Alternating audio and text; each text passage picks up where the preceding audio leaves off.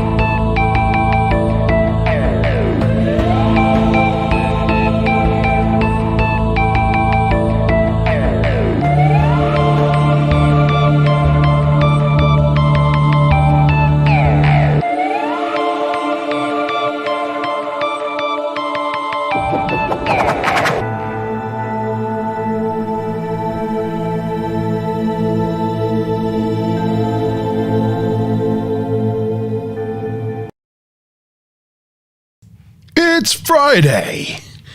It's 8 o'clock. It's the Monte Zone. Hey.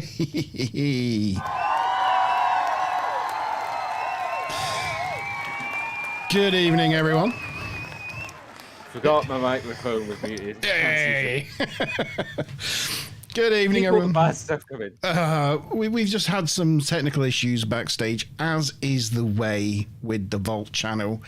We're always sort of making progress in getting there, but never quite got it right. But we're here. We're getting going, G. We're getting going. Mind you, everybody's podcasts that I've been watching this week have been having the same issues. Like, honestly, I after some of the podcasts that I've watched this week, I don't feel alone. Well, at least you're not the only one. You're not the only one. Good evening to Healing Heart. Good evening. I hope you're having a lovely week this week. And good evening to my Wrench Smiler Rainbow. Thank you for coming on board. It's a bit of a free format Monte Zone this month, isn't it? We've both been pretty busy with our professional lives and families and things, and not quite had enough time to do some research, so we thought we'd just come and chat to you for the evening. Yeah, and also the lovely Monte, I'm sure at some point has already done so, which is amazing. Has put the link in the description if anybody wants to come on board and just join in the discussion, or if you've got a experience, account, story that you want to share. And remember, you can join us in the studio and not turn your camera on. If you just want to come on as audio, that's absolutely fine. But if anybody wants to share any experience that they've had, then this is the evening to do so on the Monte Zone to help us out. Yeah. Come and say hello. Come and say hello. Evening, Kevin. I know that Kevin was just over watching open lines with Ben on 401 Files. which is where I was about half an hour ago, just catching up with those guys. But that's the other reason why I haven't got a lot of content, is because I've been busy helping other people out. You've been a busy G, haven't you? Well, considering last week I had COVID all week and had to stay. Well, you don't legally, but morally, I stayed in the house locked up for 8 days, and it wasn't fun. It wasn't fun. So that took out a lot of my month as well. How are you feeling now? Do you know what? I still don't have any taste. My taste is gone, and so is a good part of my smell. And I still have a bit of a weird throat thing. It's a bit difficult to talk at times. So if I struggle through this evening, hopefully you guys will understand why.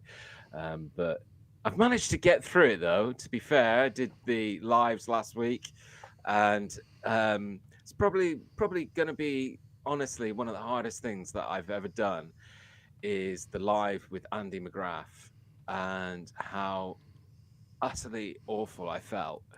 And I was so proud that when I watched it back, I just couldn't tell. I honestly couldn't tell. I've watched it, and I could not tell you were really suffering during that one. But you soldiered on like a professional, YouTuber you are. Do you know what? I really enjoyed that interview, and if I had been feeling normal, I would have just wanted it to go on, but it was actually me that closed it down as we just got past the hour point, just because I thought, you know what, if I carry on, I'm going to probably pass out live on camera, because I just literally felt like as if my head was going to hit the deck. So yeah, it was a mixture, because it was a highlight for me, because talking to Andy was awesome. And if anybody didn't get to join us on that live for the Vault sessions, then obviously you can check it out on the channel. It was really, really good. But then at the same time, it was one of the hardest things that I've done YouTube-wise. Good evening to Stealthy Andy Steeth. Hello. Good evening to you, sir. Thank you for coming on board. Yeah. Evening, Andy. He did comment on the trailer to say that he would be along this evening, so thank you for joining us. And don't forget to like the stream. Oh, I'm just looking at the YouTube, and my signal's still not great, is it?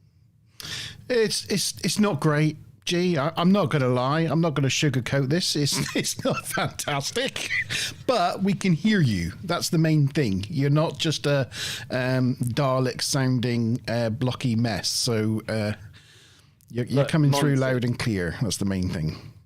Monte. The one thing I want to share with you and everybody that's watching is that I have been plagued with technical issues for about 4 weeks. Now, I am solidly at the point that I believe I must have said something on YouTube at some point or at some time, and I am being blocked because we've had everybody in here looking at things, because it used to be absolutely fine.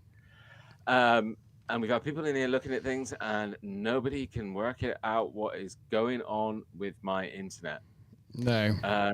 So I think I'm being censored. You're being silenced. Yeah. Yeah. Well, let me know in chat if you can hear me okay, because I'm really paranoid, because I am looking at the YouTube and I'm seeing how awful the picture looks for me. So yeah, but oh, hiya, Hart. I've got you in the back. I'm going to bring Hart on. Oh, amazing. Good evening, Hart. Evening. How are you doing? I'm all right, thanks. I'll do as I say. Oh, good. Good. How's everyone? We are good, yes. Having some signal issues on my end, but I can hear you fine, so that's really, really good. And I'm really, really pleased that you've decided to join us this evening. Yeah, not brave enough to show my face, but I can hear you both loud and clear. So excellent. Okay. So, had you come on to join us just to join in the discussion, or did you have an experience or an encounter that's happened to you, Hart, that you wanted to, share? Yeah, experiences really. I don't know which one to pick. I've got quite a few. So just, I mean, whatever the conversation is going, if it's paranormal or UFO, I'll jump in with an experience. Can't Great. think. I Well, I can't. know. Any preferences to start?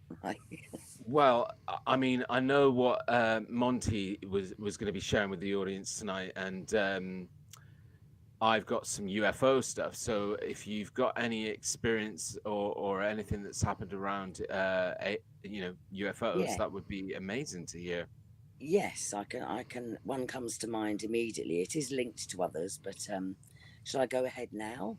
Yeah, of course, that would be great. Yeah. I don't know if I've written about this on YouTube at all, but I was pregnant with my youngest child, and I was late. I was going to pick up my oldest child, and I think I was pushing my buggy with my middle child, and I was only like 5 minutes late to pick up my daughter, so I was in a bit of a rush, and got to the top of the hill, and I sort of heard and felt this humming, buzzing, sort of soft electrical sound to my right, and looked to the right and looked up, and there was this huge UFO. It was kind of, it wasn't fully physically there, but it was, because it was sort of transparent, but it wasn't, if you know what I mean. It was like I was seeing through a veil or something, and I was a bit gobsmacked because I'd never seen I'd never seen a UFO before like that. And I'd had a few other experiences on that very same hill.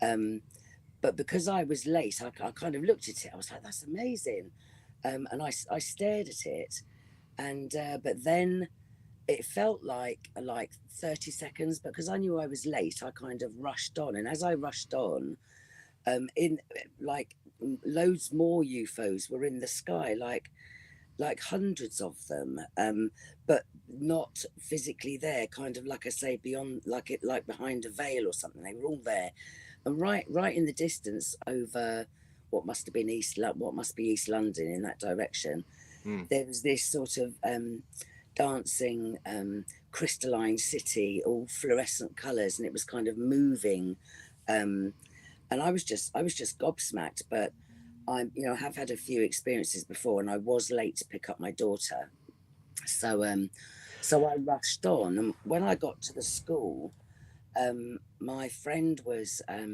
really pissed off with me because I was late, and I was like, "Oh, I'm sorry," she was really humpy with me, and I thought I was only 5 minutes late.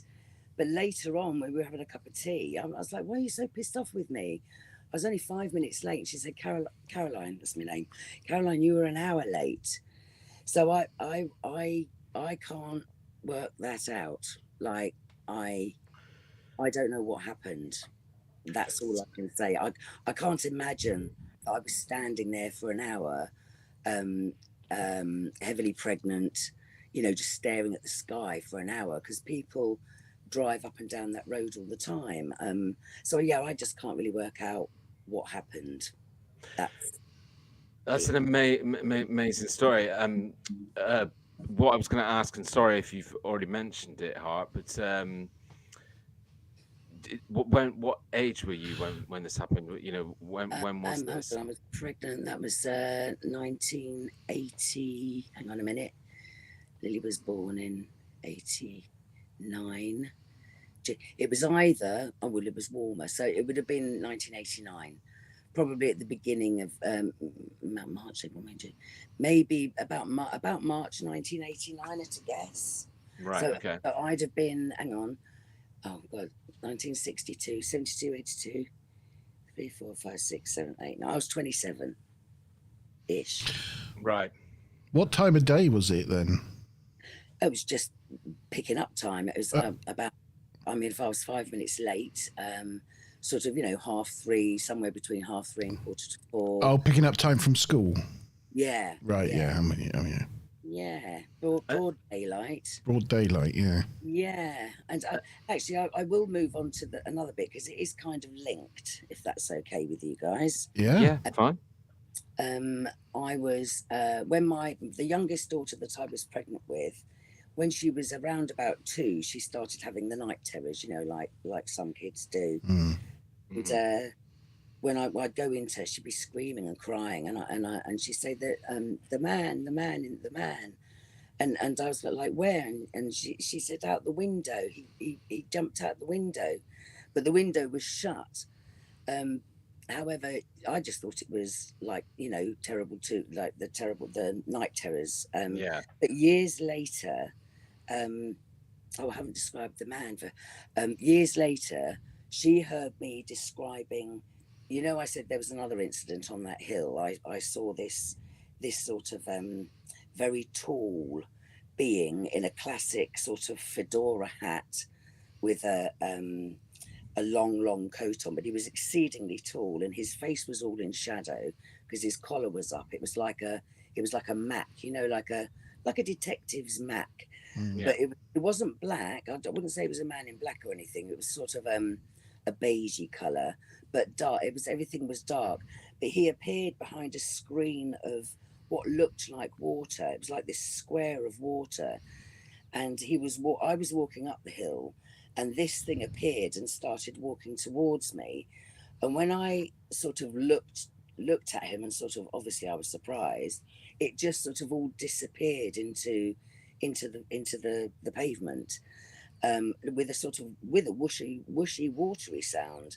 Mm. Well, years, like I said, years later, I was describing this to a friend of mine, this man, and my daughter, who was now an adult, well, not an adult, a young adult, um, said, "Mum, do you remember those that man that used to visit me in my room and jump out the window when I was a little girl?" I was like, "Yeah." She said, "You just described exactly what I saw." And she said that this man used to appear in her room and look over her, and then when she'd start crying and I'd, you know, he'd hear me coming towards her room, he'd just sort of jump out of the window, which was closed. He'd stand on the She said he'd stand on the ledge, but the window was closed. I mean, she didn't know it was closed, but I did. Stand on the ledge and then just leap out with it, and he'd had a little briefcase and everything. It was exactly the same being that I described, and she was sort of, so we've got this kind of joke that she's an alien hybrid, but it's only a joke, because I don't know what else it could be. Why?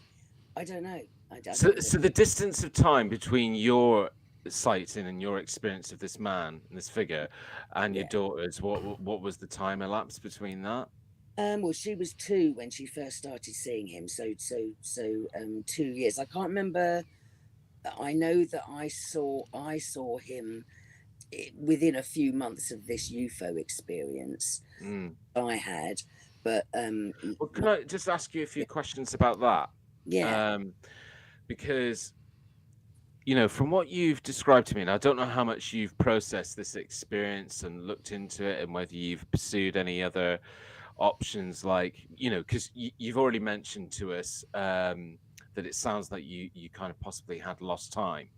yeah, Um, but from a lot of the rest of your description, it, what it sounds like to me in terms of other accounts and experiences that I've heard, it sounds more interdimensional, yeah, where you have kind of described, you know, that you've seen this image of a city, and that fits very much with a lot of experiences where people talk about interdimensional access or having visions or seeing portals. yeah, Did you get any sense of like a portal? You know, I know you tried to describe it, and I really do understand how frustrating it can be to try and describe some of these things, because yeah. you can never really uh, you can never It down. really put it down into the right words. But did you sort of see any kind of portals or anything like that? Only when I saw the being. When I saw all the UFOs that other time, there were no portals. It was like it was just there, but it Mm, was just sort of um, like seeing everything through very thin nylon, if you know what I mean. Well, not exactly.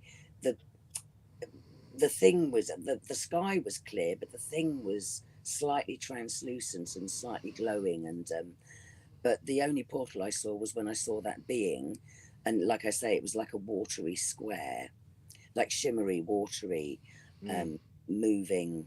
But it was a rectangle, completely encasing him. That's the only time I saw that portal. Yeah. So was he stood in front of it, or was he kind of in it? He was kind of behind it. It was in front of him, and I was walking towards it on the same side of the road. I was coming uphill, going uphill. I mean, I did I did consider, because I've heard that you know shamanic experiences where they sort of knacker themselves out, or they cause themselves to ignore. I mean, I had a very stressful life, and I was going very fast uphill. I mean, I'm wondering if DMT, because you've got DMT naturally in your brain. I'm wondering if the DMT happened naturally, and that's why I was able to see through the portal, or see these things.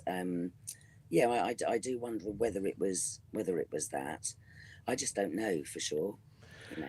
Kevin's made a good point in chat, and I think Kevin's been watching a lot of the shows and a lot of the accounts from people that I've been watching this week, and he says, I believe and like listening to these stories, but would hate to have one of them seem to be family related. And definitely a lot of accounts and stories that I've been hearing this week have all been related to multiple members of the family experiencing things. So other than I guess your daughter's a lot older now, the one that said she saw the figure, has she had any more of her own experiences that you know of, or did she continue after that time? No, she hasn't, but my son did. When I lived in another house, he had some experiences. And I mean, as a child, I had a lot of paranormal experiences, and so did my mother and her mother. My grandmother was psychic, but yeah, not Lily, as far as I'm aware. At least nothing's coming to mind at the moment. A few strange things, but because I know she's mentioned something, but I can't remember what it was, and it might not have. Can't help you there. No, it's okay. No, it's fine. It's fine. I mean, as a parent myself, I mean, it just sounds absolutely horrific. Like with the thought of like a being coming into your child's bedroom and at night, and just listening to that story was sending the hairs in the back of my neck. Like just giving me the shivers.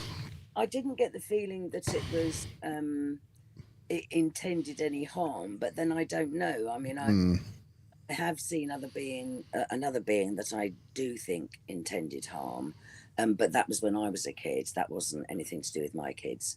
But it didn't get the feeling. It felt more like it was watching or inquisitive or keeping an eye on, or it just felt, it didn't feel bad. It didn't feel good either. It just felt other. Different alien. Yeah, and it was like he was trying to, because he was wearing the long coat and the little briefcase and the fedora hat. It was like he was trying to fit in like a commuter or something. Yeah. But he couldn't. He was very tall and very strange looking, with very long arms. Like, didn't look normal. One of the things that I often say, Hart, when we're talking about these type of UFO sightings or encounters or experiences, is that the word alien means, or is used because it means more than just extraterrestrial. It means alien, and it means that it's unknown. It means that it's different. And when a lot of people talk about stories or experiences, and they talk about them being good or bad, or violent or peaceful, that's a human emotion. That's a human response.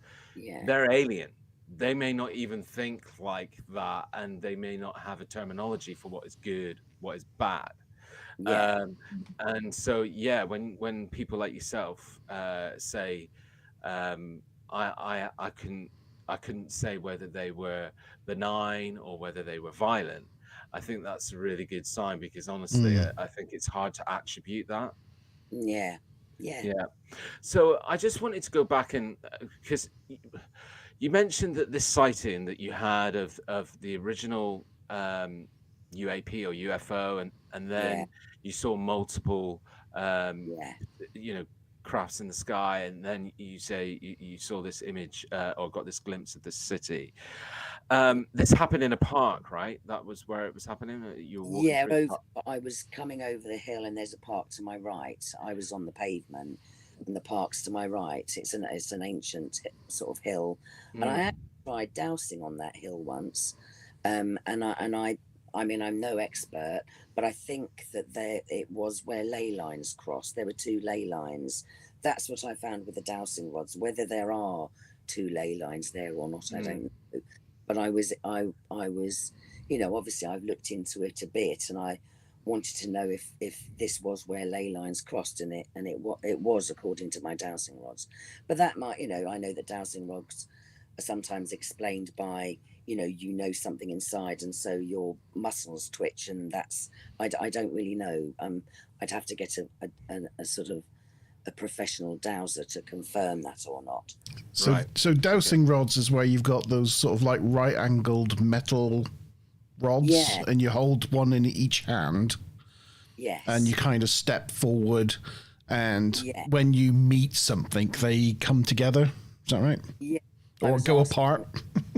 Yes, I was asking for when I if I pass a ley line, um, I want them to cross, Right. and it did, and then I walked in the other direction, and where they did cross was well, it wasn't actually where I was stood, but it was over in the park a little way, only like a few yards away, but that's where they crossed, Mm. as far as my dowsing rods were saying. Right. But the question I was going to ask you is, did you notice whether there was anybody about you at the time? Would there have been other people that could have possibly witnessed the same thing? Well, I was just staring into the. I don't know if there was anybody about. I mean, there should have been, because it was picking up school time, Yeah. and that. I mean, I cars go to and fro.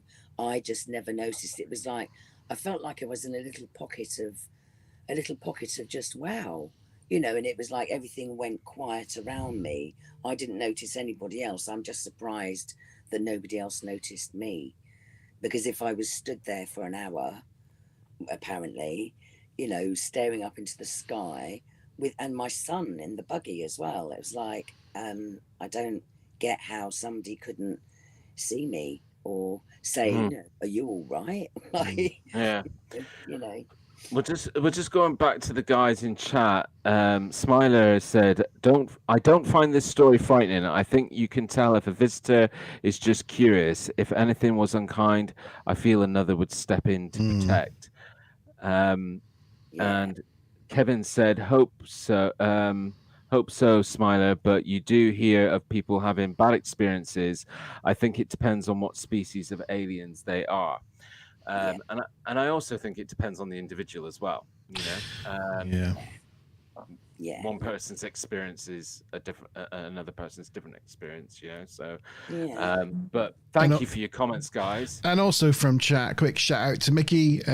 Good evening to you, sir. Thank you for popping by and checking us out.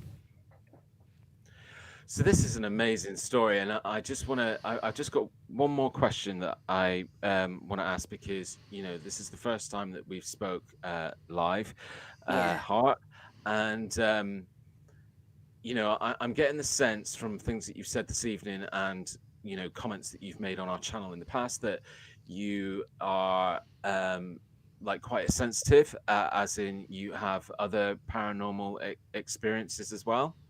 Yeah, yes, I have had. Yeah, So it would be great to talk to you about some of them as well. But I wanted to ask that, because a lot of what you described in terms of this experience that you called the UFO, a lot of it is a vision that you've seen, because even in your own description you've said that I'm not sure whether they were physical or whether they but I could see them.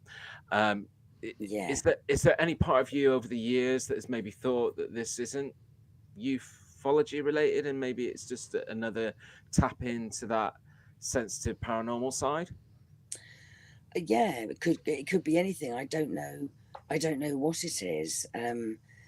Because I do. I mean, I must be sensitive if I've seen things, and if my mother's seen things, and my grandmother. Um, yeah, I must just be sensitive, I suppose. It was only the loss of time that kind of bothered me, and the fact that Yeah. this thing was, standing over my daughter, Mm. watching her, and she'd wake up and be quite frightened. Um, yeah, but I think, I don't know, just sensitive. I don't know. I mean, both my parents were military, and I know that my mum's mind was messed with, and I don't know how much is messing of the mind. Like sometimes they can put, like mind control. They can put vision. They can put things in your head. So I don't know. I really don't. I don't even know how I'm not crazy, because I don't know how much of it is real and how much of it isn't. Do you know what I mean? How much of it is No. put in my head? But there was that I've certainly. I mean, right from before I could walk, I was crawling. There was a being who was my best friend. My childhood friend, and I used to sit with him. Like as soon as my mother went out into the garden to flick the salad or whatever, I'd hear him sort of giggling, and I'd look up. Well, this is just an incident. It didn't happen a lot. I looked up, and he was sat on we had like a boiler with a dryer over it. And he sort of, as he beckoned to me, I felt myself flying up, and I sat next to him. Mm. And I remember exactly what he looked like. And I mean, later when I realised what I don't know if it was demonic or impish, or looked like a kind of a bit like Dobby, but a bit more substantial looking. Like he had a big fat round belly, but he seemed friendly, and he was giggling and sort of poking me, and I'd poke him back, and I remember feeling he was warm to touch. He had kind of scaly skin, but it was all soft, and he had hair. And late it was, I obviously, a baby doesn't know what a demon looks like, so it wasn't like I was, you know seeing something that I was seeing something that looked like a demon, but he looked demonic. He didn't look, Yeah. it did look demonic. I don't know what he was, but my grandfather was actually quite an evil person. He was he was into the occult. He was a child murderer, and a paedophile, and God. I'm wondering if there were things that were attracted, that I think him and his mates, when he was at Cambridge, I think he joined this group, and I think they might have summoned this being, and it became my friend. But I don't know that it's necessarily a bad thing. He never did anything bad to me. He was just sort of hanging around, probably waiting for orders or something. I don't know. This sounds crazy. I don't know. There is certainly a lot to unpack there. Yeah, I know, and I might be crazy. I mean, I'm not very well. Here's Like, a suggestion from Kevin in the in live chat. Have you ever tried hypnotism to access the missing time when you saw the UFO? no, I haven't. The only time I tried hypnotism was to give up smoking, because I'd have to really trust somebody and find the right person. But I've had quite a. I mean, my life's been just one trauma after another, which is another thing that makes me think it could be trauma related. And I've never really had the time. I mean, I've been brought up 3 kids on my own with a lot of difficulties. I've never really had the time to really focus on me. And for the last few years, I've just kind of feel like I've been recovering and trying to gather myself together, and get fit, because I became very withdrawn. Mm. because of the trauma, not because of the paranormal or UAP experiences or whatever, but just through trauma. So I've never really had the time to look into, because I think it's quite important that you find somebody, you know, because I'm not quite sure who was involved in the military with the mind control and stuff like that. I want to be very careful if I was to do something like that, I'd have to know a lot more about the process. Yeah. They are. Yeah. You know, don't know. Or at least find somebody that you do trust that recommends somebody that they recommend. So, you know, they're being recommended by a trusted source. Yeah. Well, you know, also money to, but it costs money to do something like that, I imagine. I still think it's really amazing that you've come on and shared with us, and the guys in chat are certainly saying that you don't sound crazy. You know, these are just things where, and you know, if every account that I had ever read, heard, had shared with me, you know, there's a very common denominator to those that seem genuine. And that is that they will quite often repeat and say things like, I don't know whether it was real, but, you know, this is just what I experienced, you know, because there's still a part of you that will forever be in shock of what you've seen, what you've experienced, what you can't explain. And therefore, a lot of people just constantly say, I'm not 100% sure whether it was real, but like, this is what happened, you know, and that is a very common denominator in my experience. That's, again, just my opinion. Thank you. So I'm normal then. And congratulations for bringing up 3 children by yourself. That's an amazing achievement. Thank you. Thank you very much. Yeah, they're all rather wonderful. So I don't know about money, but I'm definitely gonna, because it's so close to Halloween, I definitely want to explore some of the your possible paranormal experiences that you've had.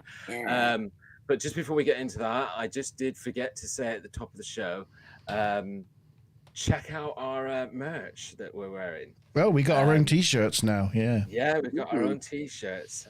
So I think we're looking very smart this evening, and you know, nobody said anything about it in comments yet, so you know, let us know what you think of the T-shirt.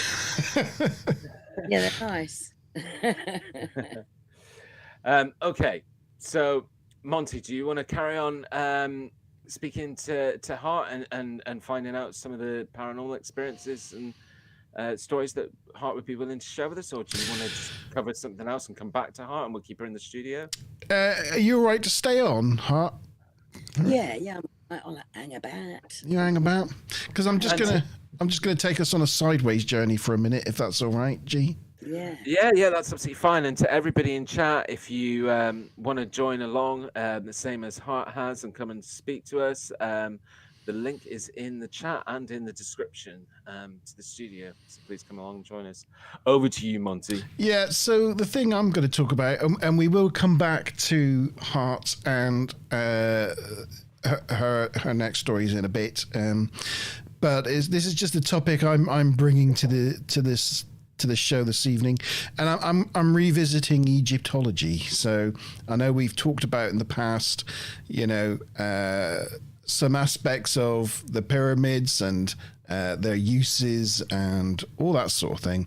And there was some news that came out of Egyptology recently, and I just wanted to just highlight it, really, because it's just slightly interesting if you're into the pyramids. I love anything related to Egypt, you know that. So, yeah. So, basically, in August this year, Zahi Hawass, who is the sort of the figurehead, I suppose, of Egyptology, he was the head of the government division, but he's now kind of just like a figurehead. He goes around talking to people. He was conducting a lecture at Boers Museum, which is in California, and he declared his belief that there is something located under the Queen's chamber. or the second chamber. I've heard this story. Yeah. So here's a clip. I've got a Don't clip. know all the details, I'll be honest. Yeah, I've got a clip, and I will share it as a Chrome tab so you can hear it. G and Heart.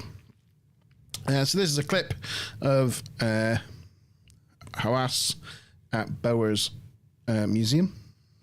But I still believe that in the floor, under the floor of the second chamber of the pyramid, located the mystery of the Great Pyramid of Khufu. The reason I'm So that was it. That was just a brief clip there. So he announced his belief that there is something under the Queen's Chamber, under the floor of the Queen's Chamber, that will unlock the mystery of Khufu's pyramid. Okay. But what could that be? Well, that clip was taken from a great YouTube channel called Ancient Architects. There's a chap called Matt who heads this YouTube channel, and he's made a lot of really great, interesting videos about the pyramids. And in this video, he goes over some of the points that he and others, experts in this area, have pieced together over the last couple of years, which outlines what they think it is. Because it's odd, Hawass has always maintained throughout the whole history of dealing with the media that there is nothing under the Queen's Chamber. So for him to suddenly come round and say he's always believed there was something under the Queen's Chamber is a bit of a surprise. Not for him though. It's not a surprise that he changes his mind, is it? Really? Yeah, no, exactly. So this Gilles Dormian analysed the Queen's Chamber using many techniques, including georadar, a georadar survey in 2000, and he wrote a book about it. And he believed there was a corridor under the Queen's Chamber that led to another chamber, another undiscovered chamber. And I'm just going to stop sharing and share it in a different way. That one, I think. Yes. So this is the Queen's Chamber. I've just taken stills from Matt's Ancient Architects video as my slideshow for this. So thank you, Matt, right. Ancient Architects. So this is a map of the Queen's Chamber. You see the niche. I don't know if you know the niche in the wall of the Queen's Chamber, and this is what they call the Tomb Robbers Tunnel that was dug into it. It's a 15-meter tunnel. But why did they dig this tunnel here? That's the thing that as people have been asking all these years is why did they dig this quite erratic looking long tunnel? Why would they choose that place? Well, the interesting thing about this 15-meter long tunnel is the first 5 meters is through polished regular blocks. So it doesn't look like the rest of it, but it was all dug at the same time. And that's because the first round of blocks are there on purpose. So this is looking at that wall and the niche. This is the tunnel. And when the first, I suppose, tomb robbers came in, they would have noticed that this block here obviously had some great significance in the dead center of the niche, with a block above it that acts as a lintel. That this block can be easily moved and act as a tunnel. So then when they chiseled that block out and found a series of blocks behind it all the same that could also easily be removed and a perfectly straight tunnel, they figured they're onto something. This leads somewhere. This couldn't have been here for no reason, right? But of course, eventually the blocks stopped being even and were just irregular, and their tunnel all went wonky, and they didn't actually find anything. But that's probably because instead of going in, they should have been going down. So here's a look at the Queen's Chamber, that wall in question with the niche and the tunnel. And you can see in the floor where Howard Weiss in 1837 first excavated the Queen's Chamber, and he dug down. He knew that this, I forgot what they call it, gabling, or this design is usually an indicator. You know, the grand gallery leading up to the King's Chamber is like this, and this vaulting is done. They initially did it to support something important underneath. So he figured there must be something important under this, because just to step in, what's interesting is that shape is found in other architecture, ancient architecture around the world. So, like, you can see it in examples of stonework in Peru and other places like that. So, yeah, it's great relieving shape for if you got a lot of weight on it. It's supposed to be more structurally sound and relieve the tension away from the gap. So he figured, I'll dig down. And he says in his book about his excavations in the Queen's Chamber that he dug 4 foot down in the niche, right? And found nothing but rubble and a hard floor. So he filled it back in. But others around that time that wrote about his excavations said he dug 8 feet, 7 feet, 9 feet, 11 feet down. So there's a lot of ambiguity about how much actual Weiss dug in the Queen's Chamber. And a Catholic priest called J.N. Vizino in 1837 visited Weiss, his excavation. He visited the pyramid and wrote about it in a book, his 1837 book. And he stated that in the Queen's Chamber, he found a sarcophagus that was simple and empty, and below the sarcophagus was an excavation taking place that lowers down to a marble cover room that is already visible. And he then talks about crawling through the tomb robber's tunnel and meeting a rat or something. We think he was thinking this square gap in the niche was a sarcophagus or a tomb. He might have been mistaking it. But he describes Weiss's excavation saying it led down to a room. But there's no other evidence of that. So that's a bit of a weird one. And then there was a German count called Puckler who was also visiting at the same time, whom Weiss did not get on with, because he feared that Puckler was there to take over, with his money and power, take over his excavation and take credit for all Weiss's work. So there is a theory that he found something down there, fearing Puckler would move in and take all the credit, quickly covered it up, but then never got the money, and conditions never allowed him to go back and actually reopen it and take credit, and it was being lost to history. There's a good chance that actually happened. So looking at the niche is here. This is the tomb robber's tunnel. Looking at the floor of this tunnel, where it's nice blocks, there are 3 holes in the edge of the blocks. And they was blocked up. They're blocked up by stone and then mortared. They got gypsum laid over the top and polished. So this floor has a polished gypsum floor. But they found these 3 holes.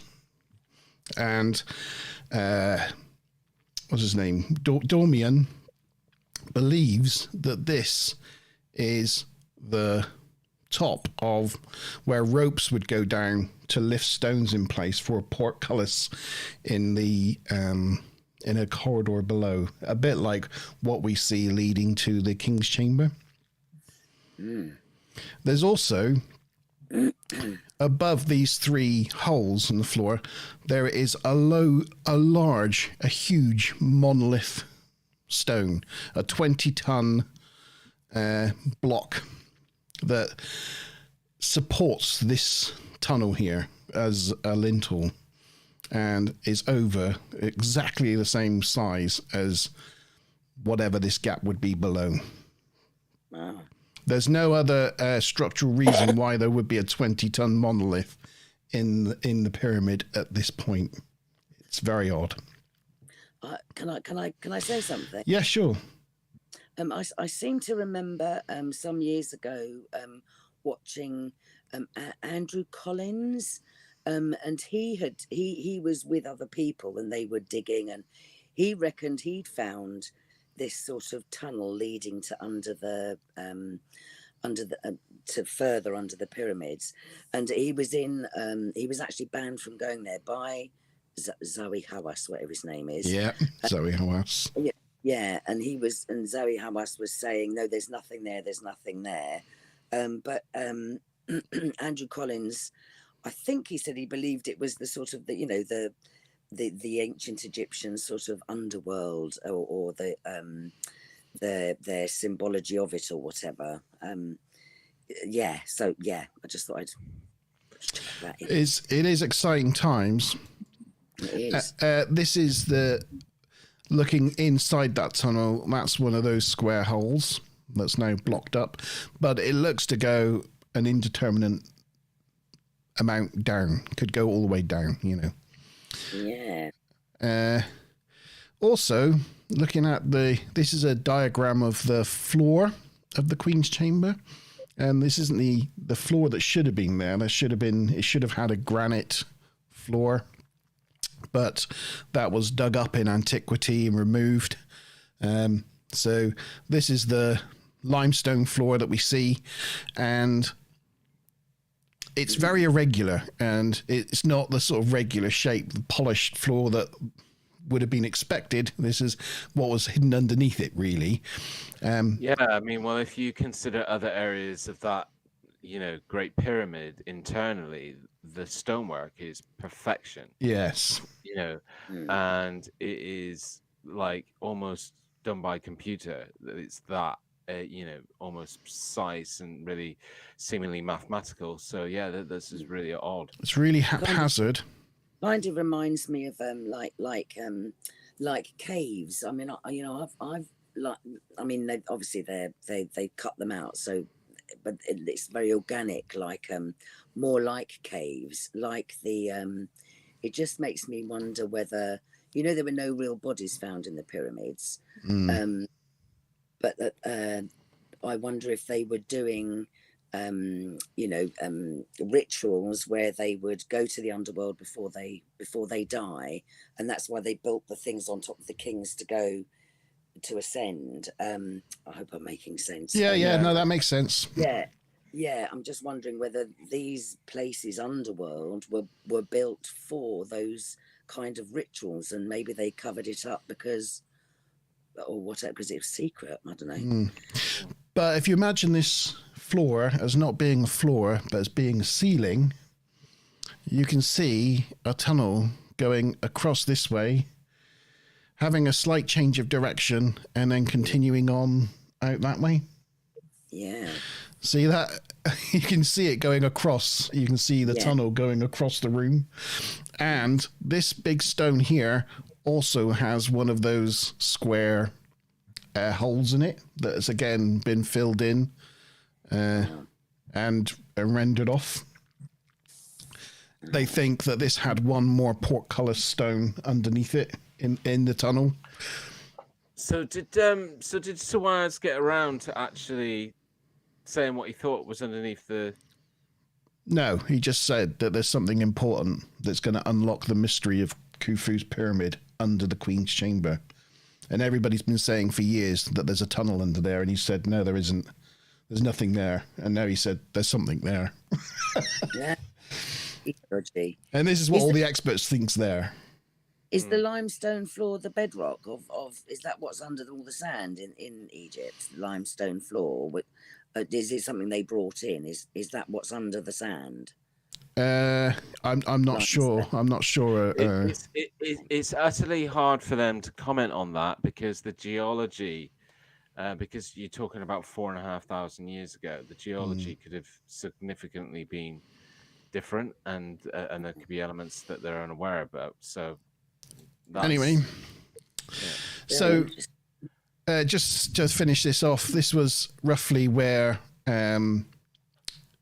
Dormian's georadar cavity was shown up, which was under those flagstones that we see there.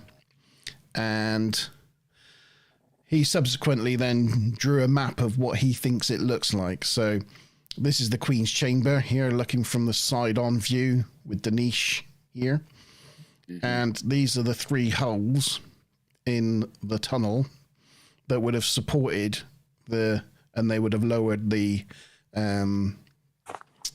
stones into place, the portcullis stones. This is where Weiss would have dug down inside the niche.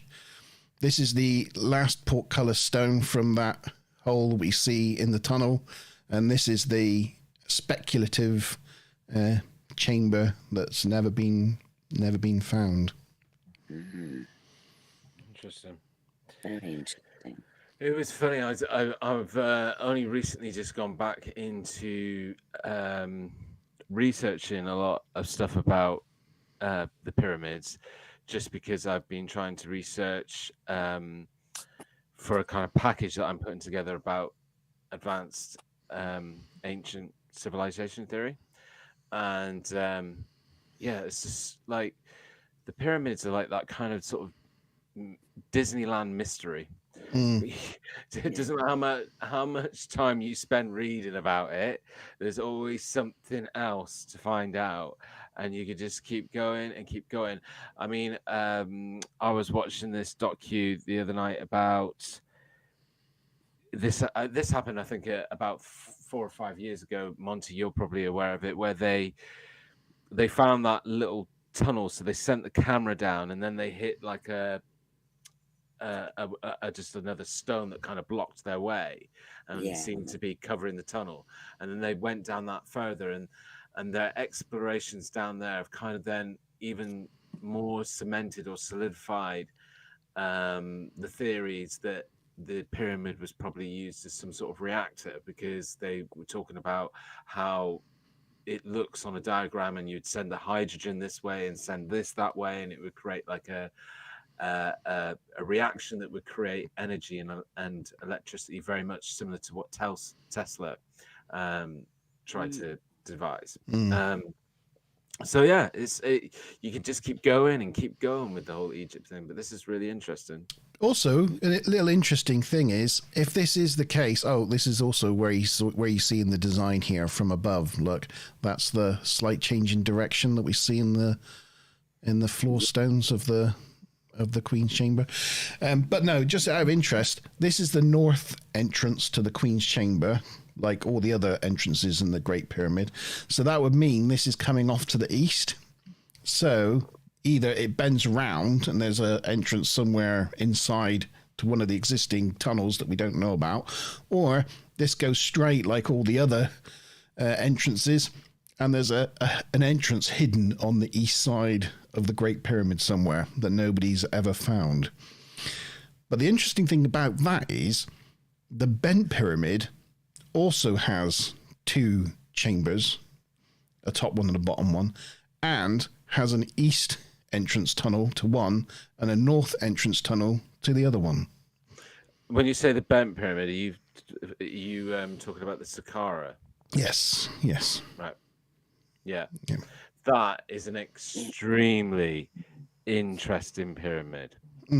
Like, literally, I've been there and walked around it and touched it, and that thing. I mean, we've spoke about this before. I had a really, really horrible experience going into the Great Pyramid of Giza. the energy in there felt so intensely suffocating. And it's not because of like claustrophobia. I don't mean that kind of anxiety.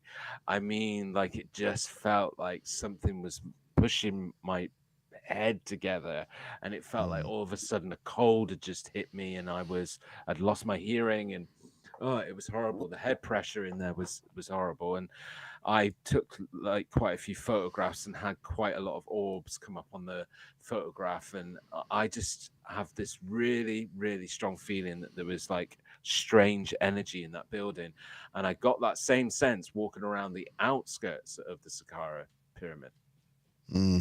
Didn't you know? Because you can't go inside it. So, but yeah. You can now. You can now. Oh my god! I've got to go back. It was being renovated. It's been renovated for years, and it's now open. Yeah, it's now open for the first time. That's an excuse and a reason to, but you know, I will not stay in Cairo this time. No. Yeah. Brilliant, Monty. Well, as Kevin said in chat, nice one, Monty. Didn't know about this, so you have once again educated a lot of people. I mean, for me, I read the beginning part of the article. I never got to the end of it to find out what he was actually revealing, which, you know, as you said, turns out to be that he's still like, you know, it's still quite disinformation, as in, I'm not saying what it is, but I'm saying that there is. Yeah. But, you know, is there any mention that they're going to, you know, do an expedition, or they can do any? They're doing more Nuon type, you know, tests, and you know what they do with looking through rocks, you know, that sort of thing. They're doing more tests like that to see if they can get some more information. We'll have to see. But wouldn't it be wonderful if one day we can find another entrance and open those portcullis stones for the first time with cameras and but, you know, that would be amazing. As you were talking about, I was thinking, you know, I was saying that this is the Disneyland of mysteries, you know, and it is a lot more mysterious than a lot of people. You know, I think a lot more people should educate themselves on just how mysterious, because, you know, you can go and pick up an encyclopedia book or what they still teach our kids in schools, probably, you know, about the pyramids and stuff, and it's all incorrect. You know, and it's been scientifically proven to be incorrect. It's such a mysterious. But I was just thinking to myself, as I'm saying that, I'm thinking, well, I hope the mystery doesn't get taken away. You know, like it turns out that we find this in it, and it was just, oh, okay, the pyramids are built for that, and you know, oh. But that would be great though to know, wouldn't it? Well, would it? Yeah, definitely. I'd love to know. Well, thank you for sharing, Monty. Yeah, no worries. That was really awesome.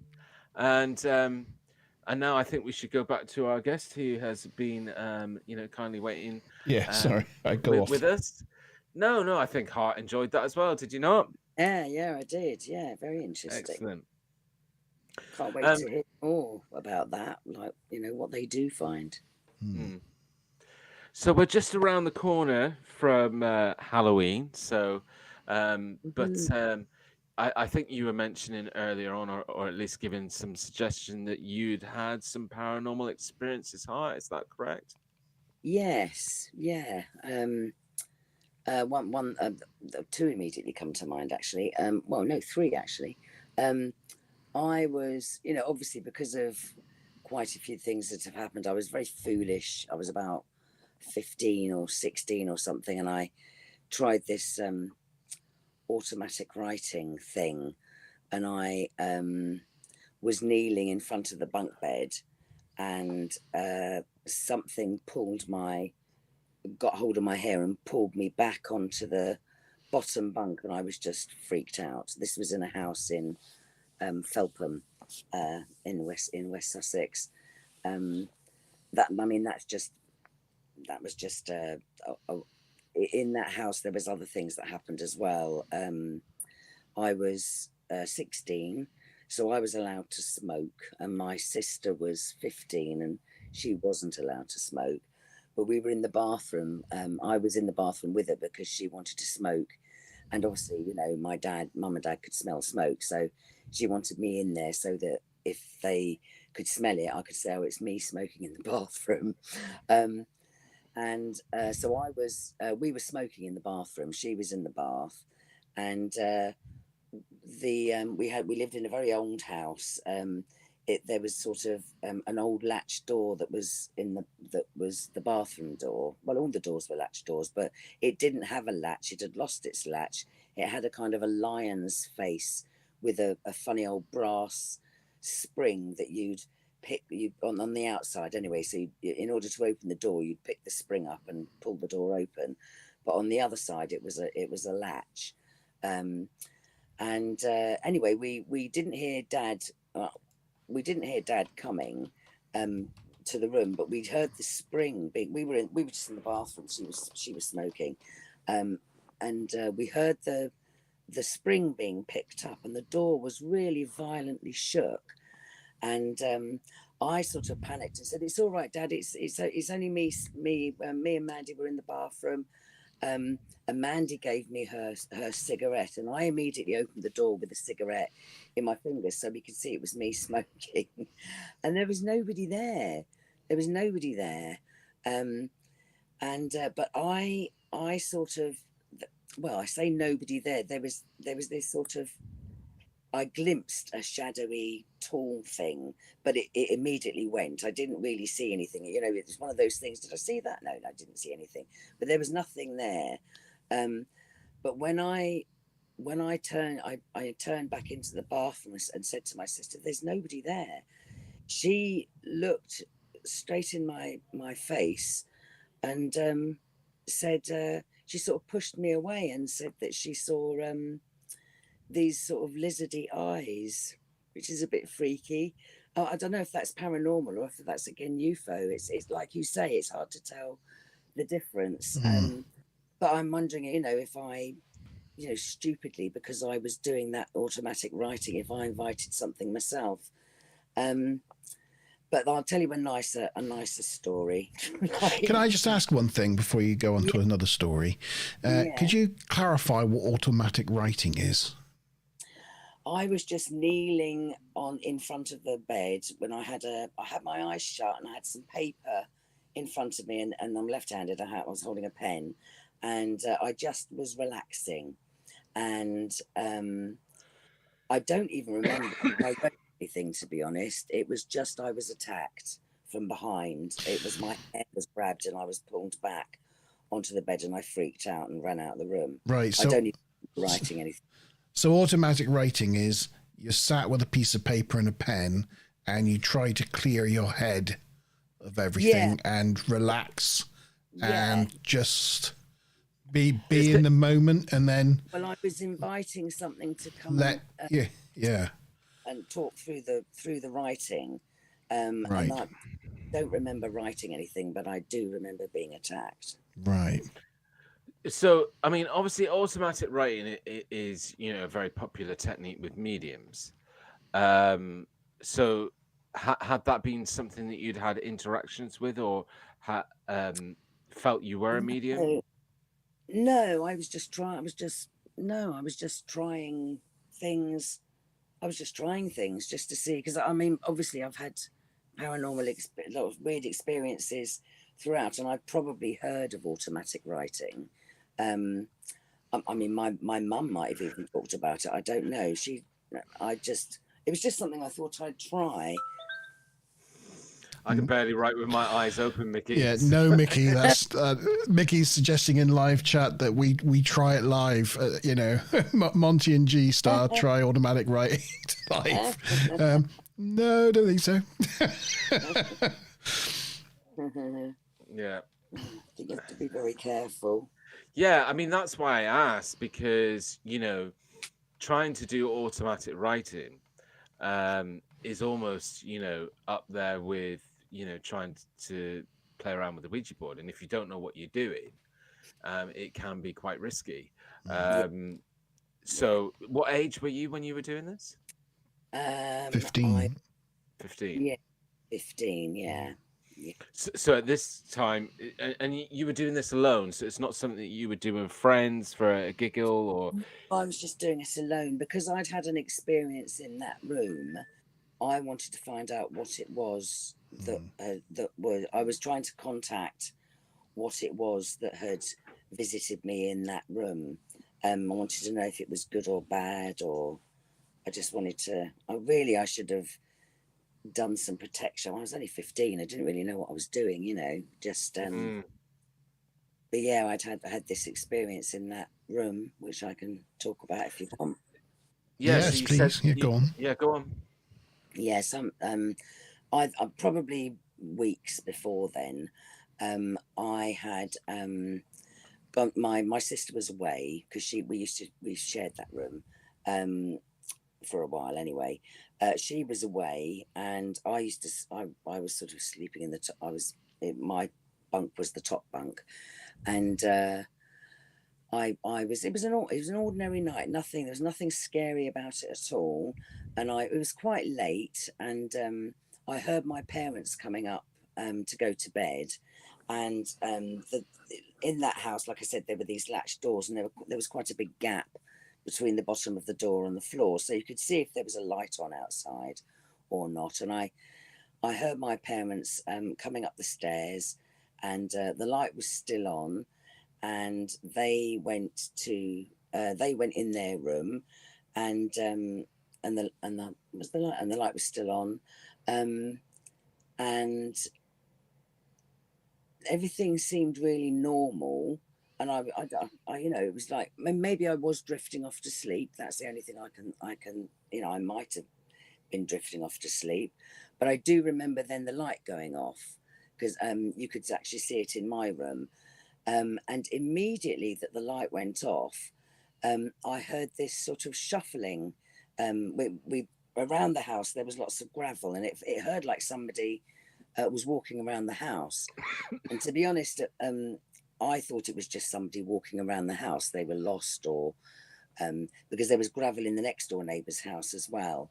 And then I heard it sounded like wood splintering.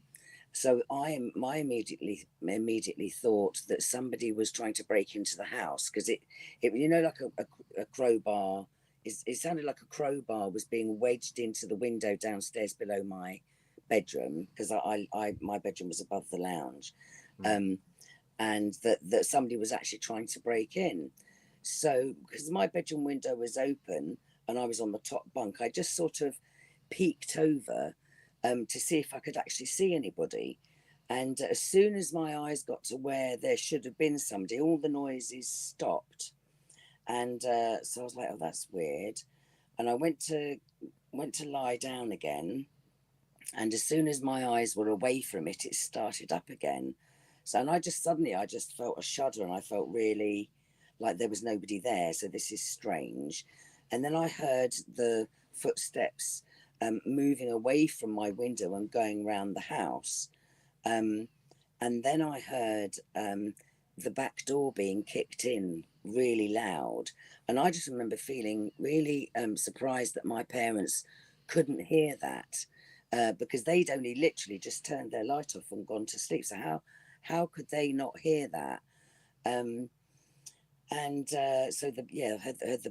it was the kitchen door was the back door that was kicked in, and then I heard the latch of the kitchen to the hall opening, and that door opened, and then whatever it was, it sounds really corny, but whatever it was coming up the stairs, but there was like a ball and chain sound, and I was pinching myself, and this is stupid. This is crazy. This is just a ball and chain. Oh, please. I was at the same time, all the hairs were starting to stand on the back of my neck. And I must have looked like, how Dracula sits up in his coffin. Sort of, it's like I was slowly sitting up because I was terrified. And I tried to call out for my mum, but nothing would come out. I was kind of, it was horrible. It was like I was locked in this silent. I couldn't get her anywhere. Eventually I screamed. I went, Mum. And there was and then there was no sound, and then the shuffling up the stairs started again. This sort of clunk, chain, and then my bedroom door was thrown open so hard. Later on, we looked at the back of the door, and it actually splintered on the wardrobe. It was thrown really hard, and I must have passed out from terror. And the next thing I remember, my mum was, she had heard me, and she'd come in, and she said she stepped over the dog, which is weird because the dog was asleep in the kitchen in its basket, and the kitchen door was shut. So I was right, the door had opened. She said she stepped over the dog, and the dog, she said the dog was curled up like it was in its basket. And I said, anyway, she said, whatever's the matter? And she said, you look like you've seen a ghost. And I said, Mum, there's something in the house. And so my dad immediately ran downstairs with a poker or something, I don't know, something, and ran out the front door. And I said, no, it came in the back door, Mum. So while my dad was walking around the house, me and my mum went straight to the back door, and the kitchen door was open, and the back door was also open. And my mum said, I literally locked that like 10 minutes ago. And even though I'd heard the door being kicked in, there was nothing wrong with the door at all. It was just unlocked and open. And my bedroom door had this big sort of splinter where it had hit the wardrobe. And it was just, I don't know what that was, but that didn't feel very nice. That didn't feel nice at all. But you didn't leave the house and never go back? Because that would have been my, yeah. Because I'm so used to things like that, and we didn't have any choice anyway. And we did move later, but it was my auntie's house, so we had to stay there. But yeah, and my nan had heard. My nan lived with us then, and she kept hearing children running around upstairs when she was in the house on her own. I think that was the only paranormal things that happened in that house. Only. I mean, Yeah. That's all. I think after that, I would have been like, up for sale. Yeah. But just, on the more serious side, do you recall if your parents like called the police or anything? Because, you would have suspected in that situation that there may have been some doubt from mum and dad, and that the back door was open and it looked like somebody had come in the house. No, because my dad was military, and if there's anything that needed to be sorted, he was going to sort it. And he checked everywhere, and there was nothing there, and we just locked everything up again, and it was left as a mystery, really. Have you ever gone back to the house, like I did actually ask. I've because it was my auntie that owned it when she was alive. It was her son that inherited it, and I actually saw him years ago. And I said, "Has anybody reported anything in that house? Like, is it haunted?" And he just sort of looked at me like I was crazy. Oh. I said, "No." Fair enough. But then you got to be sensitive to it, and in which way you were, but the people that moved in would never know. Yeah, and sometimes in some accounts and research has shown that sometimes it's not the location, it's the person. Yeah, or the family. Like I said, my mum and my nan both are more my nan, very sensitive. I mean, she's gone to, I remember when I don't remember, I wasn't born, but my mum said that when her and her husband, my dad, were looking for a house, my nan had joined them, to go and see this house.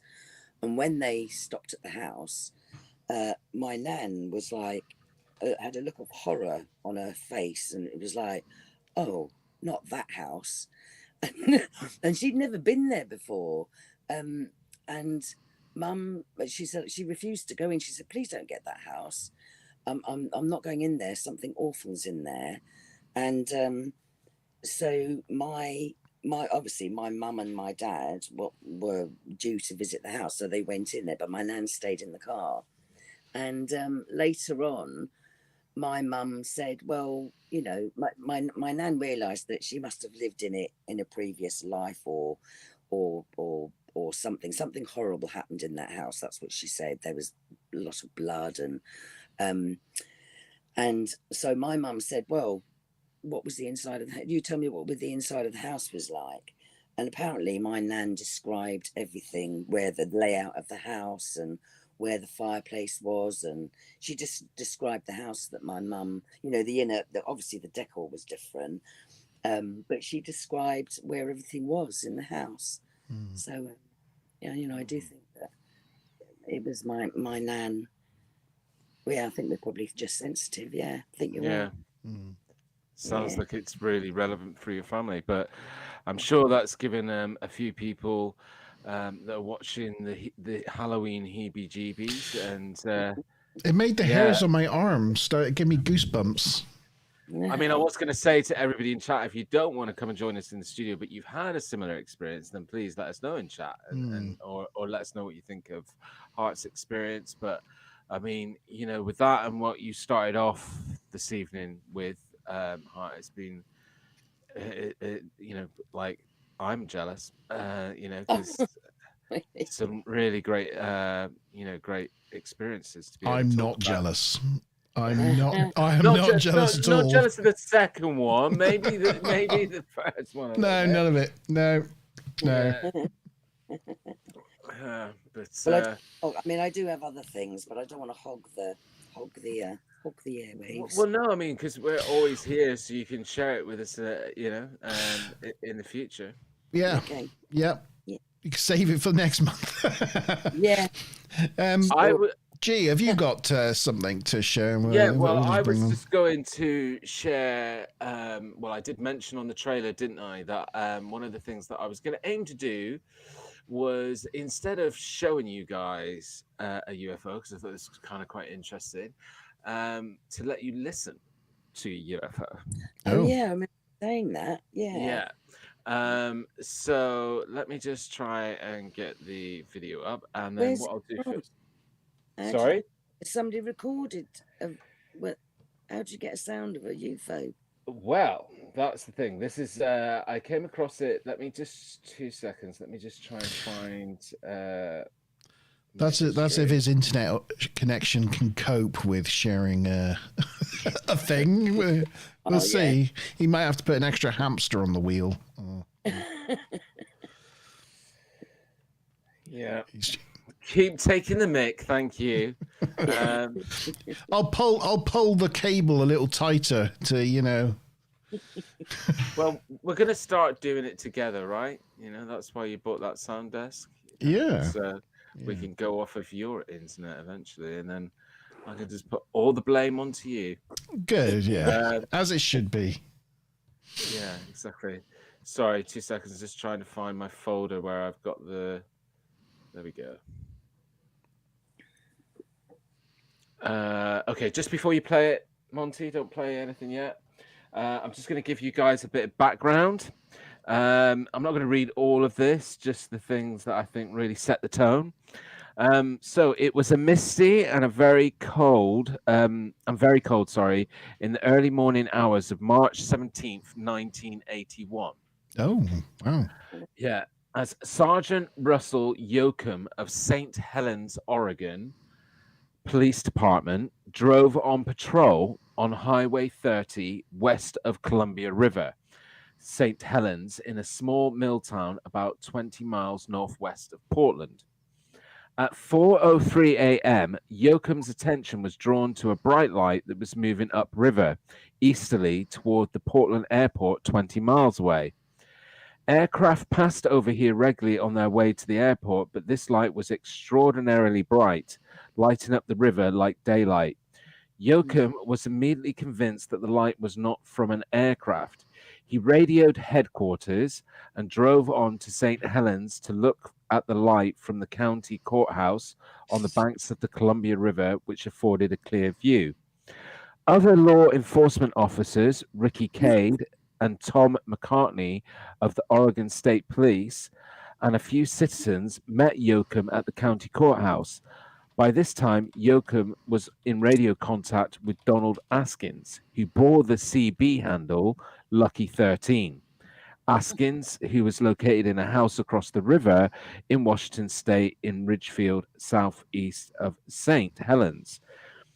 He had picked up on the police radio traffic. He said that he too had seen the light and was seeing it now. The light was stationary over the river, turning the whole area into daylight. What I'm about to play for you is the radio conversation between the police officers and this person that had the CB handle Lucky 13, who was known by the officers. It wasn't somebody who just randomly was hijacking their channel. And then you get a portion of this where they're trying to hold a microphone up to what they're hearing. And yeah, so have a listen. Right, here we go. Hey,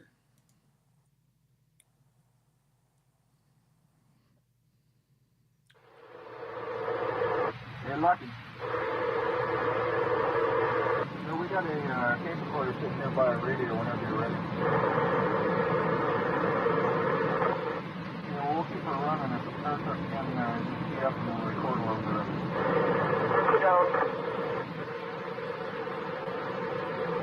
Just didn't want to think we all screw loose. Down, water. All go to bed. Yes, all it is now is just an orange glow. That's all I can see. But the sun is coming up. Better not be. It's awful early. Awful early for the sun paper, Joe. I don't think the sun would just be in that one spot. I think it's moving out, you guys. Oh, we're watching. We moved up to a higher vantage point, so you tell us what it does. Well, listen.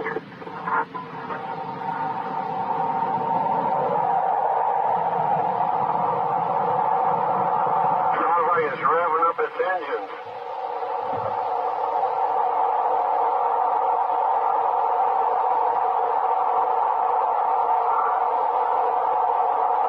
Can you hear it? I hope. It's sure cold out here.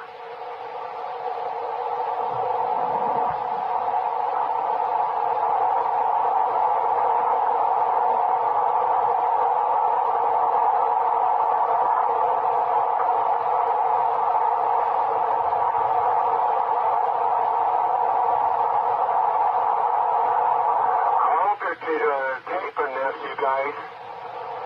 Yes, we are.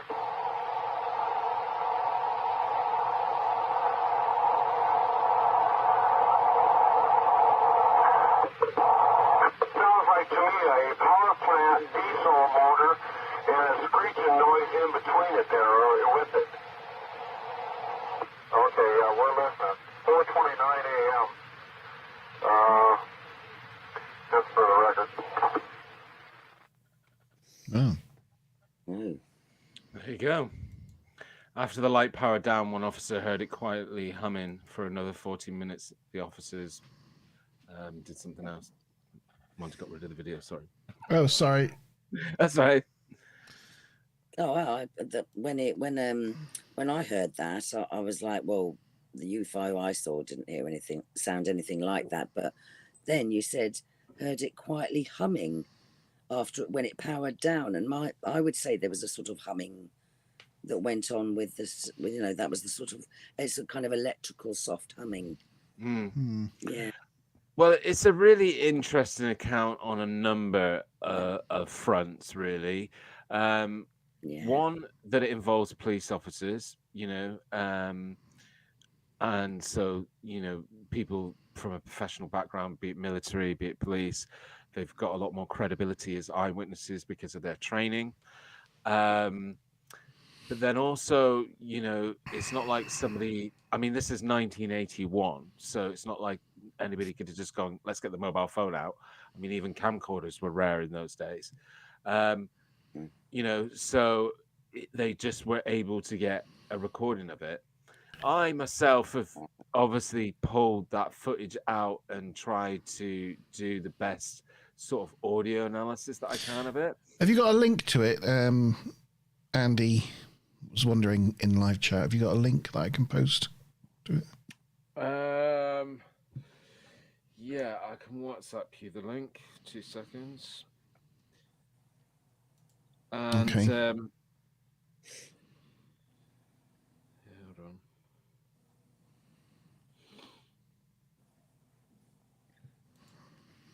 Yeah. So you've performed some sort of audio. Yeah, well, I was going to say it would be great to see somebody like Thinker Funker do some analysis of this, because what I can say from my analysis, and I obviously don't have like any specialized equipment, it's just, you know, trying to ramp the volume up as much as I can and listening to it on headphones. And, you know, there's a lot of disturbance in the audio recording anyway, a lot of background noise.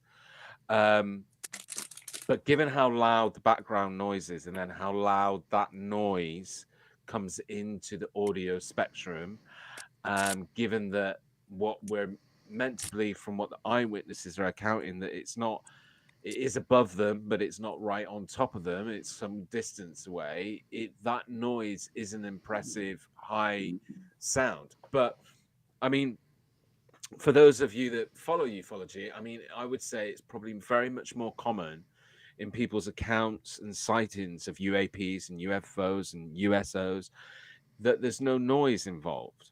Now, that's not universal. There is still a lot of accounts where people have, you know, talked about particular sounds and noises coming from the craft. But, you know, it is few and far between that you get those kind of accounts. So the fact that the noise this thing was giving off was so loud that they felt compelled to get a tape recorder in 1981 is really interesting. Yeah. There you go. I've posted that for you, Andy, in live chat. Yeah. Thank you for doing that, Monte. And yeah, you know, you guys can check it out. We'll put it in the description for the live stream afterwards. But I thought it was exceptionally interesting to be able to sort of listen to an account rather than watch an account. I'm just going to put it. I'm going to put it back on and just retake it to. Is it about there? It's about halfway through. Yeah, about there. About there. Yeah. Yeah. So that's an impressively. It's revving up its engines. That So should we do. moved up to a higher vantage point, so you tell us what it does. Well, listen.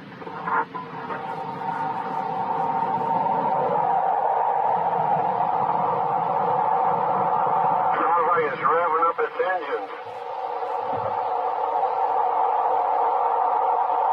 There you go. That's a very interesting comment that witness just made. That it sounds like they're revving up their engines. Yeah. You know, because I'm wondering whether he was visibly seeing what looked like engines, or whether he's just saying it sounds like that. I think it sounds like, because I mean he described the visuals as just like an orange glow, didn't he? Yeah.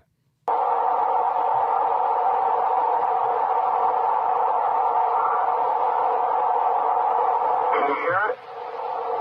I hope. Yes, we can. It's sure cold out here. How comes this has just come to light now, or has it been around for ages and just been in the backwater? Do you know what? I think I first came across that about 4 years ago. No, right. However, I had completely, at the time, I wasn't locked into this sort of thing. That was before the days we were doing YouTube. I'm just trying to find the video library history, and then I'll see when it was posted from the source that I shared it from. So they only shared it 1 month ago on the channel that I found it on, which is a channel called Eyes on Cinema. Eyes on UFO is this is their section of that channel. but yeah, it was 1981. Hmm.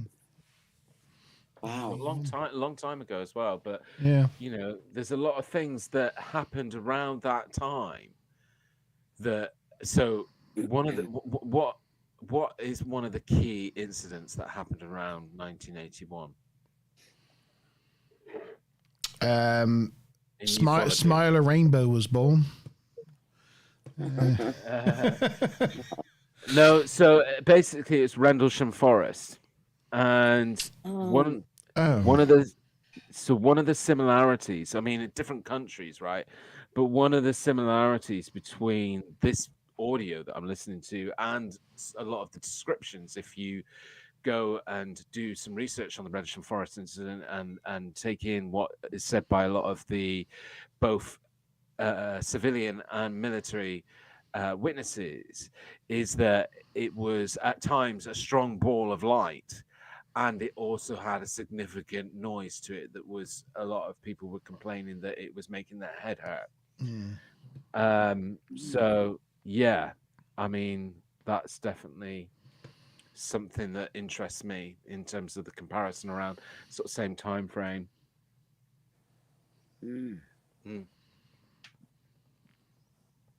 Interesting. So there you go, UFO. UFO. That's the first to hear it. You know, like I've never heard of that. Heard that before. That's brilliant. It's very odd that we would get that opportunity, right? Because as I say, most accounts will go, you know, it's a very popular theme that, oh, there was no sound. And I think sometimes by saying there's no sound, that makes it a lot more alien, because what flies in the sky that makes no sound? Because nothing in human creation does that. You know, so all very interesting. Yeah. Kind of goes along with their kind of being not quite a part of this plane, or this, you know, being at a phase, or, you know, sound is effectively air vibrating, you know, air vibrations. And if they're not really a part of this reality, they don't cause the air to vibrate, and therefore no sound. Well, it would be great if somebody's watching, or like I said, if you know, it fell into the hands of somebody like Thinker Thunker, who, you know, somebody who's got some proper audio equipment to do some analysis of it.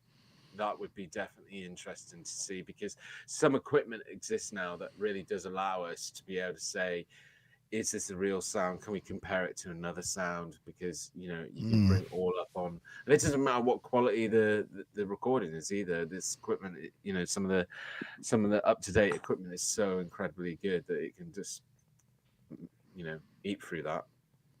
Yeah. Can isolate frequencies and stuff, can't it? Yeah, yeah. If you watch a lot of the Thinker Thunk stuff that he does, when you kind of you know, you get a lot of recordings where there's supposed sounds or roars or chuffs from Bigfoot, and a lot of people will instantly go, no, that's just somebody playing about. And you know, sometimes Thinker Thunker will do his analysis and he'll prove that it is a human, and he'll say that, you know, that's definitely showing me that this is being manipulated. There's one particular one that he did with the Finding Bigfoot team, where they said that they were hearing. So the Finding Bigfoot team, I think they feature quite heavily on the History Channel, is it? But they were saying they had this primatologist out with them, and she was like doing the calls, and they were then videotaping that they were hearing audio of a call coming back to her, and he did a audio analysis of that footage and worked out that it was a pre-recording. And do you know how he worked it out? Is because they recorded several noises like response chuffs or roars or whatever, and each one was exactly the same on the spectrum. So it showed that it was something that they'd taken the sound of and repeated it. because it was exactly the same. Yet he's done other ones where he can prove that the frequencies that this sound goes from in terms of octaves from down here right up the way to the top of the inhuman spectrum, all in a couple, like a millisecond. It will, and it's not possible for humans to do that. We don't have the vocal cords to do that, and no other animal. I was watching a video that he did the other day, and he had about 16 different animals and their sounds, even down to like things like ferrets, otters, bears, whatever. And he had all the different sounds of the calls that they can make. And then the one that was being featured on this video, and he was really showing evidence about how it wasn't any of these known creatures.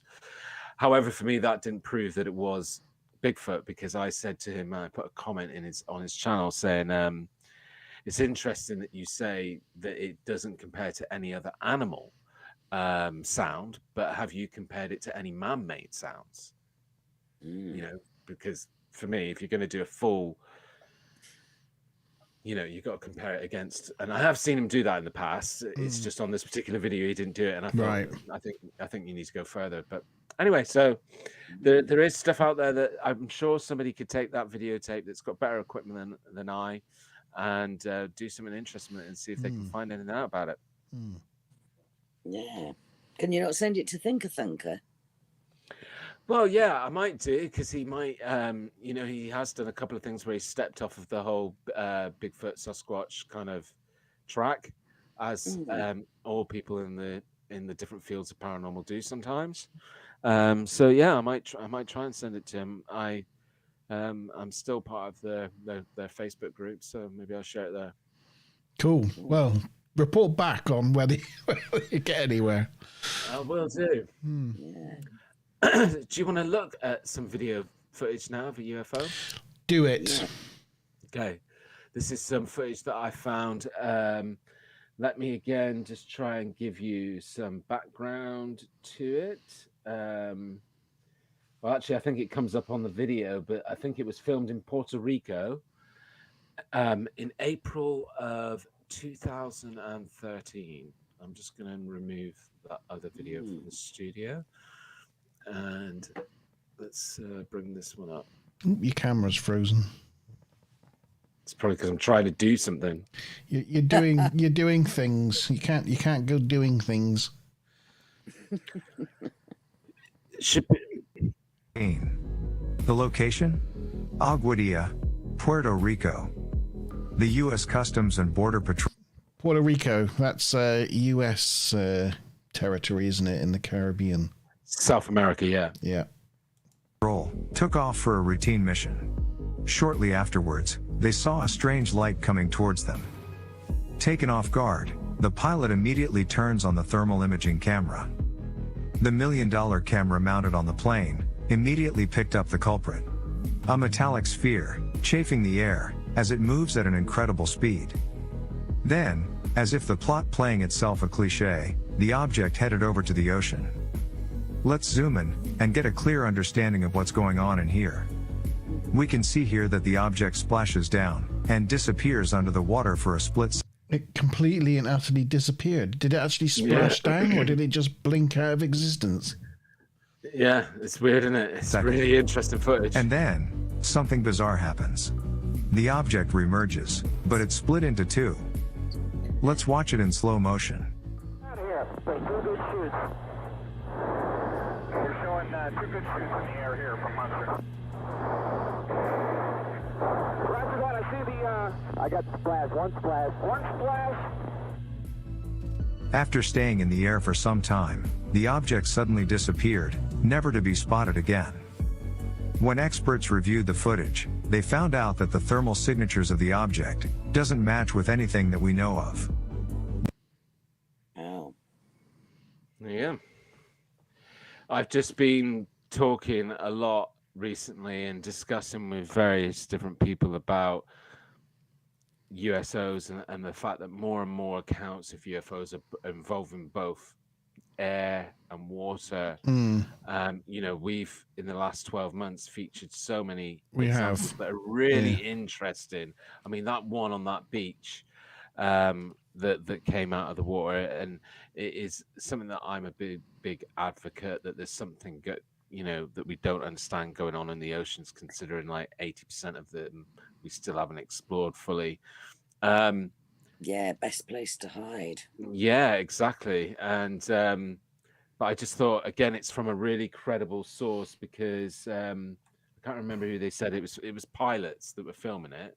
So it's not just like any random person's, again, it's on a specialized camera as well, and you can clearly see it going at high speed, and then, like Monte pointed out, it disappears under the ocean level, but you don't see any surface break. No. Which again is a very common thing that's coming up in a lot of ufology incidents, with the involvement of them either coming out of water or going into water, that there's no actual break of the water. Yeah, like it's not affecting the physicality, our law of physics, like it's interdimensional but visible or something. Yeah. Which is why what you were saying earlier about your experience and about them being there but not being there. Yeah, that was really interesting.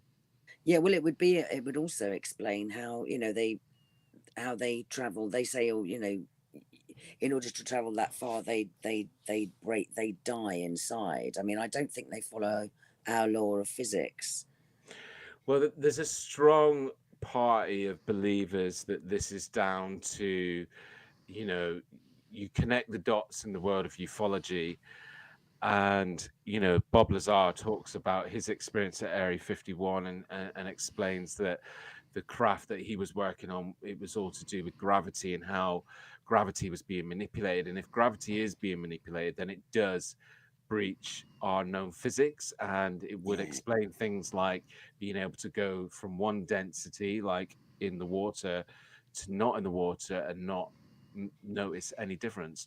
But then also you need to consider all options and theories, and if we're talking interdimensional, maybe we're visually seeing them in our dimension, but they're not existing in our dimension so fully. So therefore, where they're flying and where they're moving, it's not water there. For them, it might be something else. So if that's what interdimensional means, it means that they're sharing a same space time continuum, but in a different phase. So, that's another possibility you need to consider. Let us know in comments what you think. I'm not even sure it does go in the water. I'm just looking at it, like it almost looks like it just pixels out. Well, because it kind of disappears from the back. Right. About 10 seconds after you see it go, well, what I saw it go into the water, you hear one of the pilots comment about a splash. So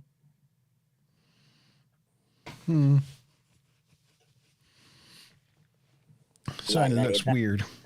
Splashdown is a military term, isn't it? Yeah, true, Hart. Yeah, but the thing with it splitting into two, very interesting that they caught that on camera and it's so clear and visible to see. Yeah, and also the fact that once again, it's really common phenomena that's reported in many accounts, both military and civilian. That these things break up into multiple things and then come back together again, and really interesting.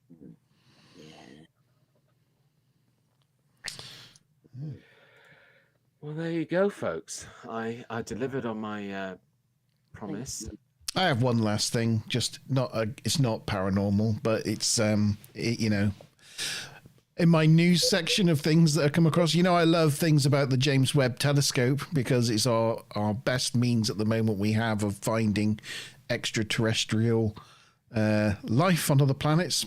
If we can image those planets and their atmospheres and things. But we've had another image drop from the James Webb Telescope. So I just thought I'd share that with you. Cool. And do you know what this is, G?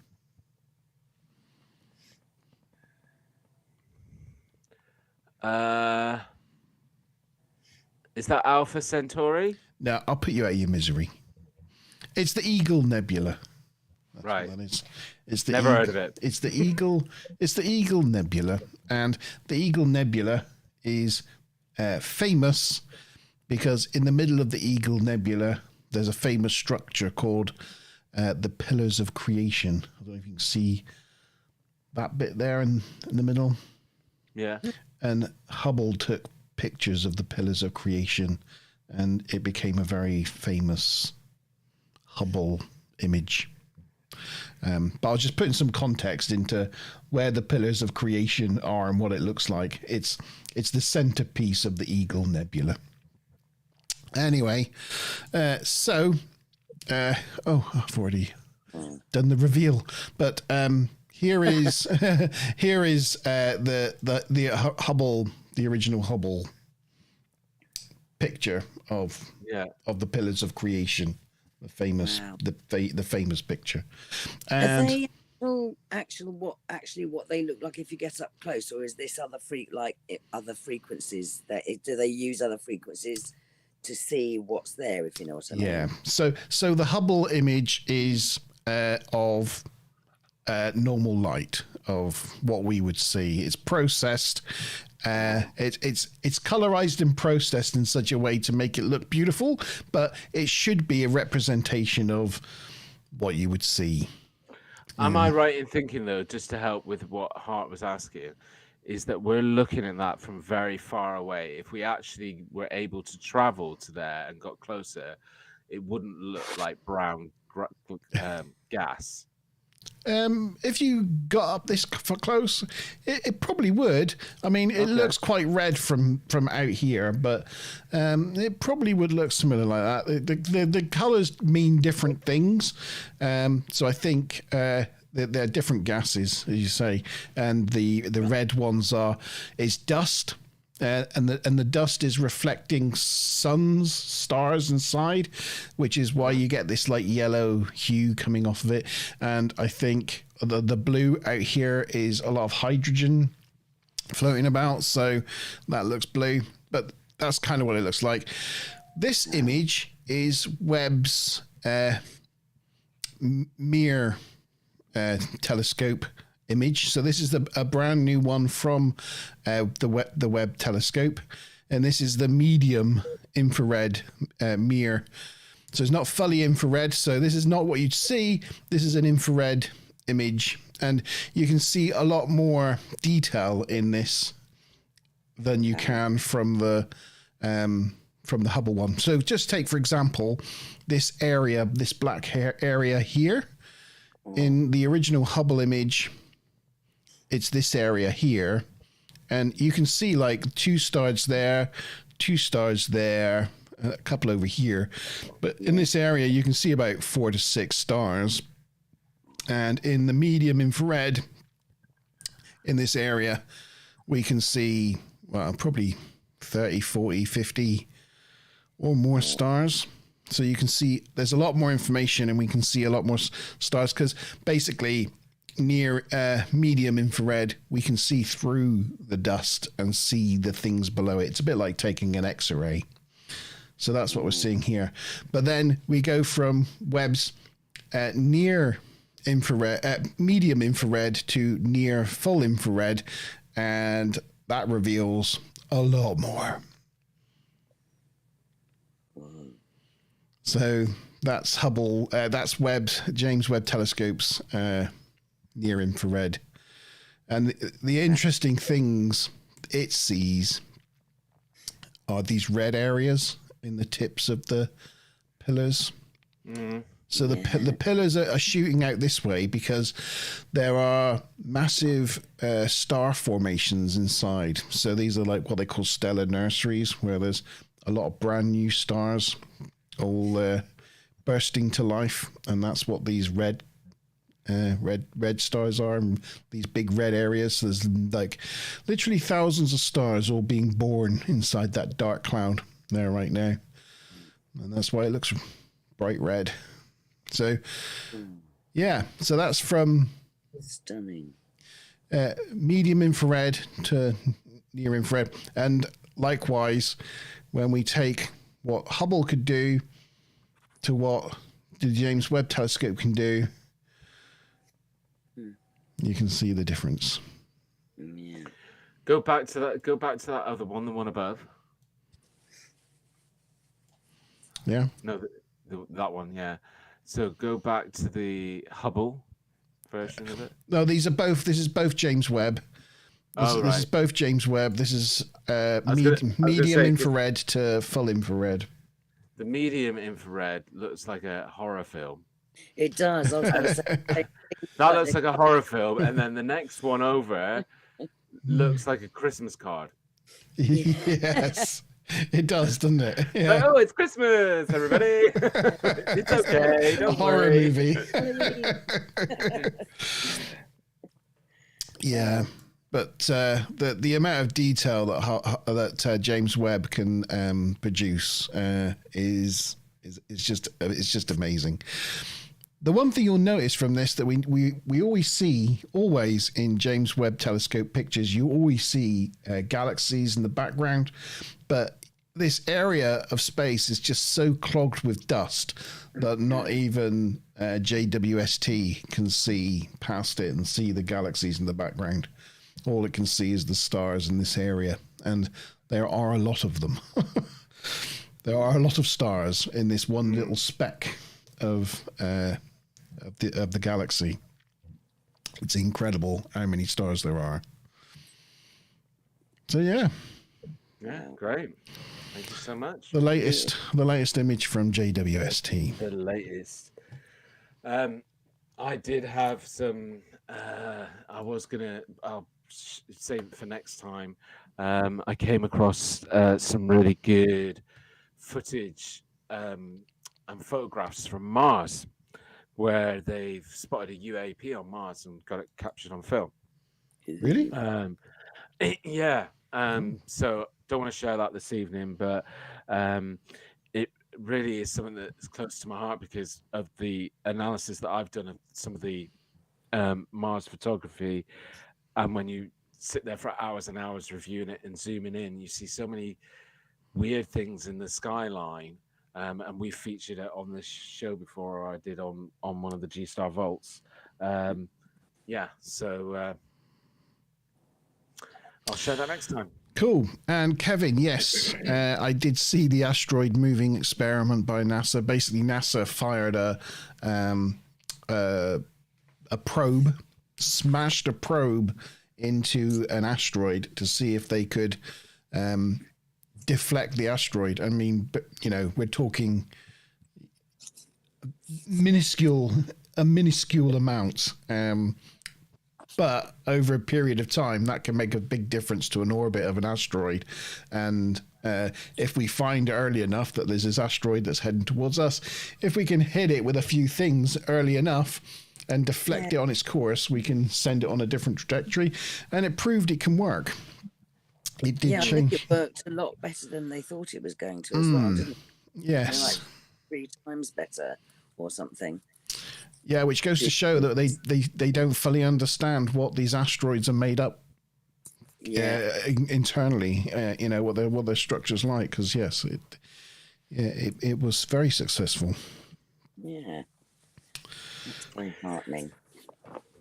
Well, I think it's about time for us to wrap up because we've hit that 2-hour point. But Hart, you mentioned that there's plenty of other experiences and accounts that you've got to share with us. So I hope this has been a really positive experience for you. We've really enjoyed having you on board, and I hope you can come back again, and this gives you more confidence to do so. And maybe next time, if you want to come on camera, but you don't have to.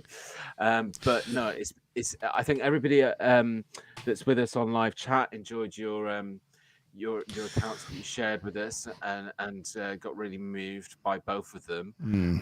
So again, I can only thank you for coming on and taking this opportunity, not just to thank you for this evening, but the support that you've done for the channel as well, and all the comments you've made to videos that we've shared in the past. It's been absolutely brilliant. So thank you so much. Thank you. Yeah, I really appreciate it. We really appreciate it. And next month, as well as those things we've been talking about, there's a chance as well. We're also going to be focusing next month on coming up with our tier list of paranormal documentaries.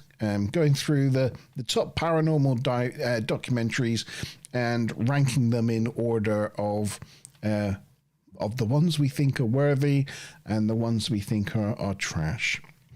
So if you like a tier list, yeah, I'd like. So just App ones. yeah. Just in chat as well, Hart, we obviously had all the really supportive comments earlier, and Kevin's also added amazing, strong lady. Thanks to everyone. So I think everybody's really enjoyed it. So yeah, thank you again. Oh, pleasure. Yeah, sorry, I can't see the comments while I'm. No, that's absolutely okay. That's why I keep an eye on them. But thank you for everybody that's joined us: Stealth Andy, Kevin, Mickey, Smiler, Hart. Yeah, thank you to everybody who's been part of tonight, and I hope you have a really fantastic Halloween. Have a great Halloween, everyone. And you too. Okay. Right, we'll see you back at the end of November. Have a good month, everyone. Cheers. See you again. Bye. Bye.